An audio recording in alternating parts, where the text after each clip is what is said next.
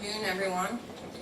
This is our new portable podium, by the way. I'm really excited about this. So thank you all for being here. I'm standing here with my partners at the Cook County Sheriff's Office, the Chief of Police, Art Jackson, and the Chicago Transit Authority's Acting President, Nora Learson, to share the latest step in our joint efforts to improve public safety.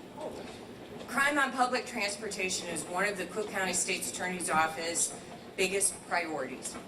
In order to have a thriving city, we need to have a safe public transportation system. Hundreds of thousands of people rely on public transportation, all the trains and buses that are coming in and out of this station every single day. People rely on it to get to work, to get to school. Visitors rely on it to see all the attractions that we have in this city. But it's not just the riders that need to be safe. The workers on our transit system deserve to have a safe working environment. This system runs because of their dedication. Earlier this year, we launched an internal task force at the Cook County State's Attorney's Office where we brought together state's attorneys from all over our office and investigators to ensure that all transit-related offenses are prosecuted effectively. As part of that effort, we partnered with CPD and the CTA to train assistant state's attorneys to serve as specialists on transit crimes, equipping them with additional skills and knowledge to understand what technology and evidence is available to us. In every case involving a felony committed on public transportation, the County State's Attorney's Office requests detention. Since I took office, state's attorneys have requested detention in 348 felony cases involving crimes committed on the CTA. Judges have granted those requests 81% of the time. Thanks to the collaboration with law enforcement and President Learson, we are beginning to see progress. As of May 10th, violent crime on public transportation is down 22% compared to this time last year. But that is not good enough. This is not a job accomplished moment. In order to make this system as safe as possible, we need to continue to expand our work so that everyone feels safe on public transit. Today, we're expanding that work by announcing the formation of the Cook County State's Attorney's Regional Transit Task Force, or the RTTF. The RTTF brings together local and federal law enforcement partners, prosecutors, and transit experts to strengthen prosecutions. The task force mission is clear: promote public safety on transit systems by working in collaboration together. In addition to our partners at the CTA, the task force will include the Chicago Police Department, the Cook County Sheriff's Office, the FBI, the ATF, the DEA, the U.S. Attorney's Office, Metra, and PACE. This task force will meet regularly to identify the problems that we're seeing and work together for solutions that will protect transit riders and workers. I know that by continuing to work together and strengthen the partnerships with CTA, RTTF members, and law enforcement, we will continue our progress in making our public transportation safe for transit workers, our residents, and our visitors. When we get all oars in the water, rowing in the same direction, we can make significant progress. So with that, I am going to hand it over to the Cook County Sheriff's Office Chief of Police, Art Jackson. Good afternoon. My name is Art Jackson. I'm the Chief of the Cook County Sheriff's Police Department. The Sheriff's Office and Sheriff Tom Dart, we are committed to continue collaboration with the Cook County State's Attorney's Office and all of our law enforcement partners to reduce crime on the CTA. We have a great working relationship and a collaborative relationship with State's Attorney's Office and our local partners, the Chicago Police Department, State Police, Metro, and the CTA. That is all that I have for you today. So I will introduce CTA Acting President, Nora Learson. Thank you. Good afternoon. Thank you, Chief Jackson. And thank you, State's Attorney Burke, for your leadership in convening this task force. This is a significant and important step to ensuring the safety and security of CTA's riders and employees. The CTA is the lifeblood of our city. Thanks to the 24-hour-a-day work of over 11,000 dedicated CTA employees, we move 1 million people every day through their lives. It is an incredible responsibility that we take extremely seriously.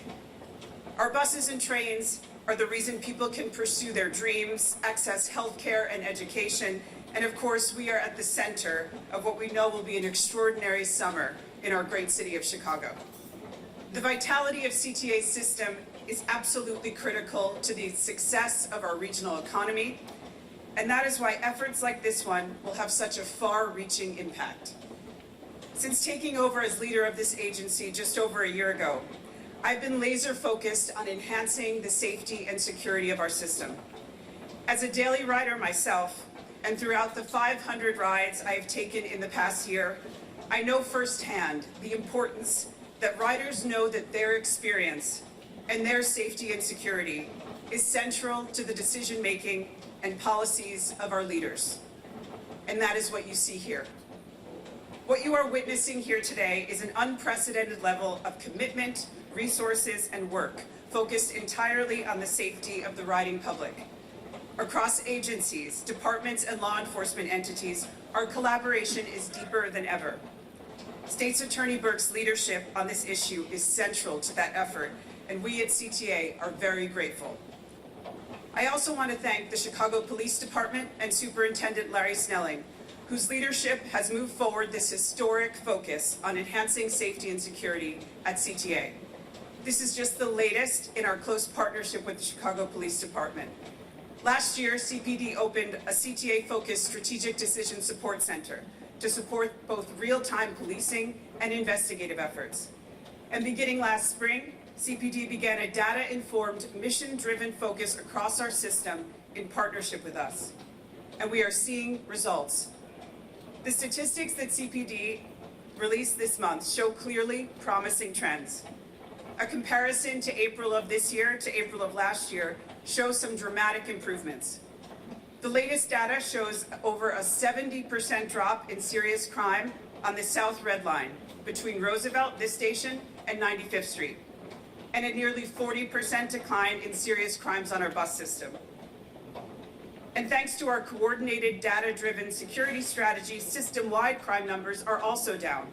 We've seen a 47% drop in serious crime system-wide and a 64% decrease in all property-related crime. I also want to acknowledge the support of the Cook County Sheriff's Police, who began deploying onto CTA in late March as part of the implementation of our latest security plan. But achievements like this require sustained, ongoing effort to continue the positive trends, and the regional task force being announced today is key to that effort. We cannot let up on the work to ensure safety on CTA. Moving forward, CTA will serve as a vital partner in strengthening public transit safety by providing critical information, evidence, and resources to this task force. We are fully committed to ensuring open communication and the seamless exchange of any data needed to advance the task force mission. What I want riders to know is that we are working for you every day to ensure that CTA is the thriving, beautiful system that make us all so proud to be Chicagoans. And with that, I'll turn it back over to State's Attorney Burke. Any questions? We'll do questions. I'll call them. Talia? Can someone speak to how the work of this task force is going to differ from the work of the NEO law enforcement task force? That task force is not formulated as of yet. We decided that there was a great and urgent need to get ahead of this right now.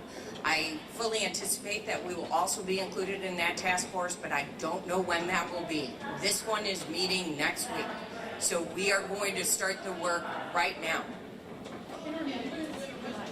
Are members of NEO, which exist in our community, so representatives from NEO, going to be invited to be part of this task force? The members that I just detailed, are the members of this task force.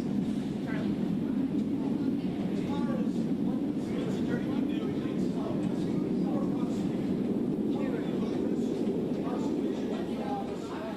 Wait, what?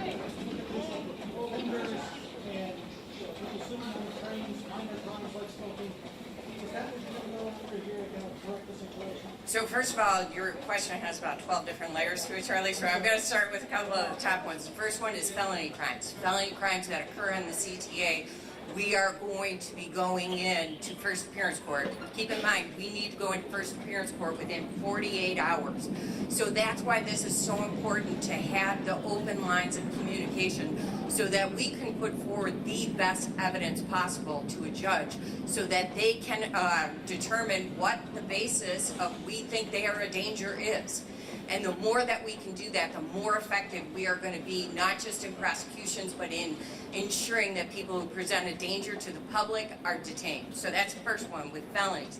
Second one is with mental health and those issues. We have an entire mental health crew, and we have programs that are dedicated to mentally ill people. We need to have a prosecution happen, sometimes as a misdemeanor, in order to be able to provide those services to people. So yes, we will be prosecuting misdemeanors. We will be prosecuting all different types of crimes on this. Our focus right now is making sure that those who present the biggest danger to the public are detained.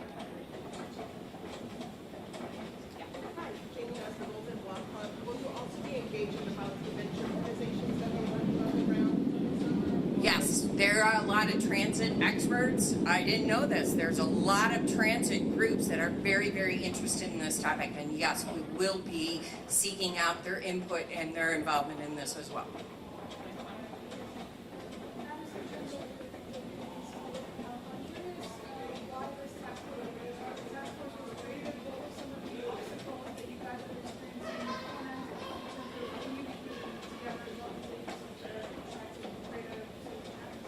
So the reason behind this is we did our internal task force. We took supervisors from all over the office and investigators, and we started working with CTA and CPD saying, okay, there's a lot of technology here. We have to make sure, one, that we have an open avenue to get that technology, and two, that we know exactly how to present that in court. That was so successful that we said we need to expand this to the entire region, and that's where the Regional Transit Task Force came from. We have seen very good results with our internal task force, and now it's time to expand. Hi, Tara Molina, CBS. We've seen a number of issues with repeat offenders on the transit system, and of course the difficulty in policing that, keeping them off the system, preventing, continued violent, even heinous crimes. Can you speak to how this task force could address an issue that's been difficult to address previously? It's very difficult, and I think anybody who's listened to anything I've been saying since I got into office will tell you how frustrating that is. So, first of all, we will ask for detention, and we will put forward every single basis we can on what the basis for believing that person is a danger.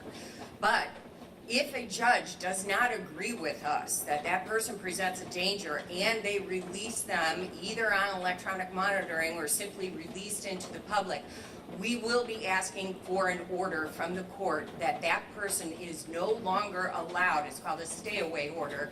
They are no longer allowed on that bus line or at that train station.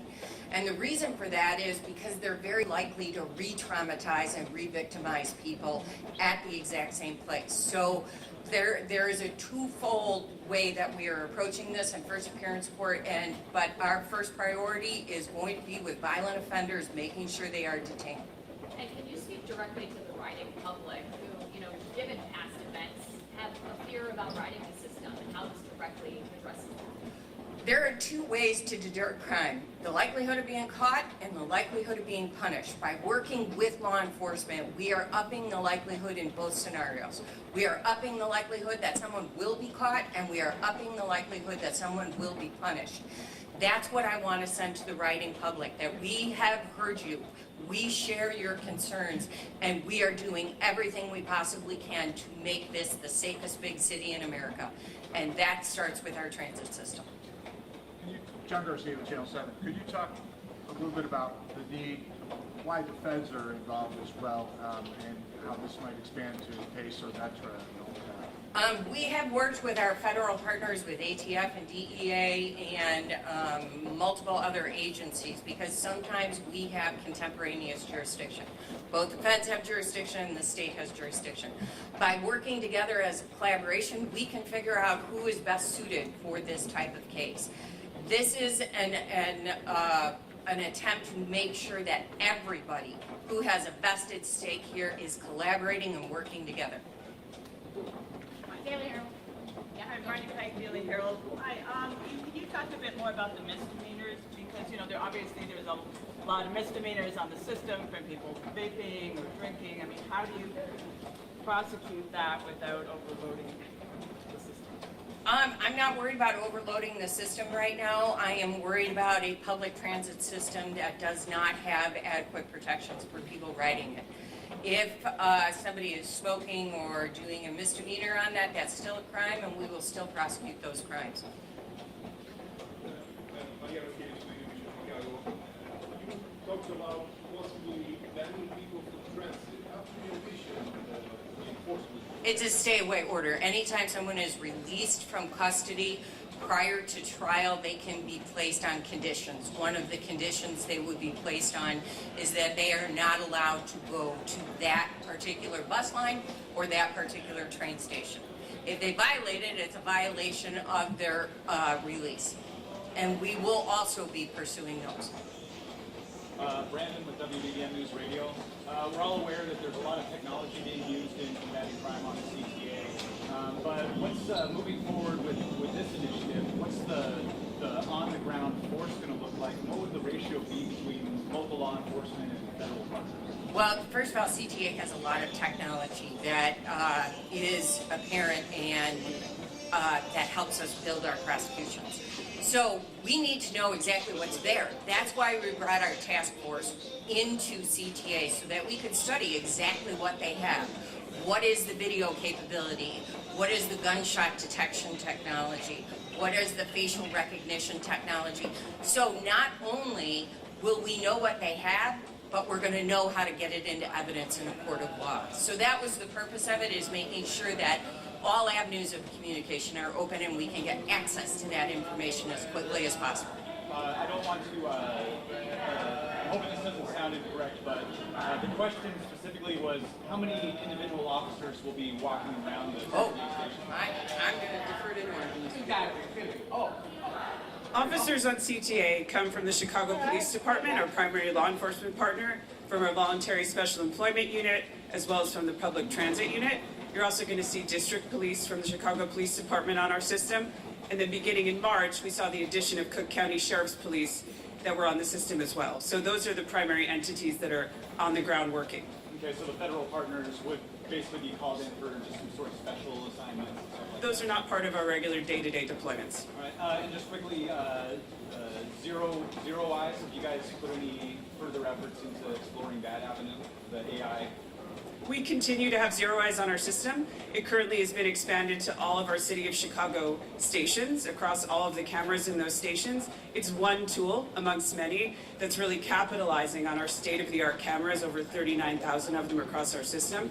We're continuing to see some positive results from that. We're going to continue to track it, and that's exactly the type of program that's going to come up in this type of discussion to see what should have continued investment and what else we should invest in.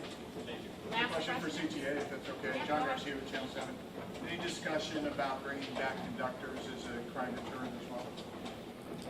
Looking forward, we are always looking at different ways to deploy on CTA. Law enforcement is absolutely the primary component of ensuring safety and security on CTA.